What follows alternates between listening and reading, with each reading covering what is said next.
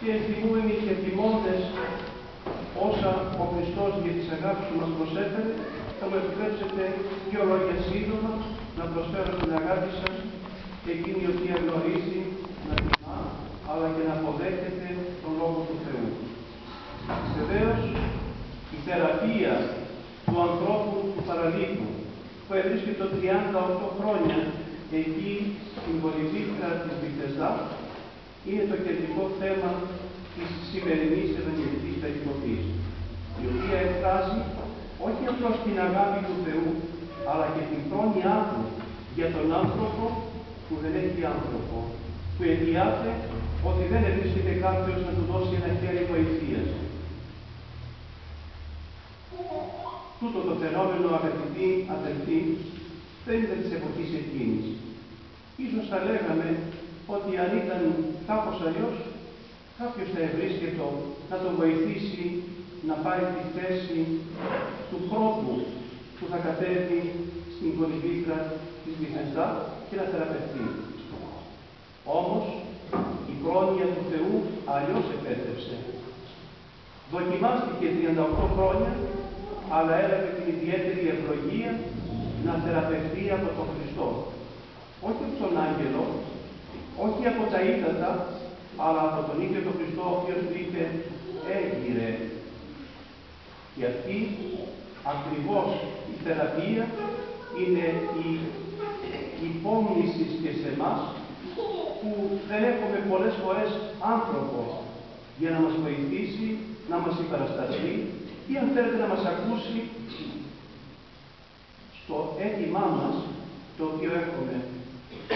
Και βεβαίως δικαίως ο άνθρωπος της εποχής μας, ενώ βρίσκεται μέσα σε πολύ κόσμο, είναι απομονωμένος, είναι κλεισμένος στον εαυτό του και δεν έχει άνθρωπο να τον εμπιστευτεί, δεν έχει άνθρωπο να τον συμπαρασταθεί και βρίσκεται στο παράδειγος όχι 38, αλλά και 58 και 68 χρόνια στη ζωή του και δεν μπορεί να βρει εκείνο το οποίο χρειάζεται. Η απάντηση, αγαπητοί, σε όλες αυτές τις δυσχέρειες του ανθρώπου στην οποία ευρισκόμεθα είναι μία. Το να καταφύγουμε σε Αυτόν ο οποίος είναι φιλάνθρωπος, στον Θεό ο οποίος επισκέφτηκε την Πολυβήθρα της Βηθεσδά αναζητώντας τον άνθρωπο που δεν είχε άνθρωπο και του προσέφερε με την φιλανθρωπία του την θεραπεία. Αυτήν την πρόσκληση, αγαπητοί αδελφοί του Χριστού, στο να καταφύγουμε σε Αυτόν και να ζητήσουμε τη δική του φιλανθρωπία, τη δική του αγάπη, είναι το μήνυμα της σημερινής Ευαγγελικής Διηγήσεως. Αν θέλουμε, ας μην αιτιόμεθα τις ελλείψεις ή τις παραλήψεις ή τις παραβάσεις ή άλλα όσα γίνονται γύρω μας και κοντά μας. Αλλά ας αναζητήσουμε με προσευχή θερμότερη, με εγκράτεια ουσιαστικότερη, με ειρήνη ψυχής ουσιαστική και πάνω απ' όλα ταπείνωση ενώπιον του Θεού, ζητώντας τη δική του βοήθεια. Βεβαίως και εμείς θα πούμε άνθρωπο ουκέφο, αλλά αγαπητοί, ο Θεός έγινε άνθρωπος για τη δική μας σωτηρία. Ας προσευχόμεθα. Έχουμε ξεχάσει πολλοί από εμάς εκείνα τα λεγόμενα καθήκοντα, δηλαδή την πρωινή και την βραδινή προσευχή. Έχουμε ξεχάσει το να ζητούμε το θέλημα του Θεού στη ζωή μας και να αναζητούμε ειδήσεις, πληροφορίες, νεότερα ή παλαιότερα και να σχολιάσουμε.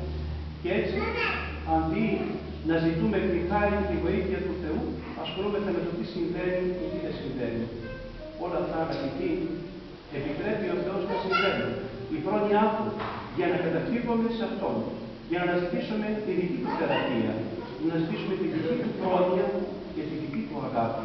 Γι' αυτό, αγαπητοί, ευχηθείτε μακαριότατε όλοι μας να αναζητήσουμε ως άνθρωποι κατακείμενοι στην Πολυβήθρα της Βηθεσδά την χάρη και την ευλογία του Θεού, του Αναστάντος Χριστού, αυτού ο οποίος ήγηρε με τον λόγο του Πέτρου και τον Εννέα αλλά και ανέστησε την Ταβιθά εκ νεκρών.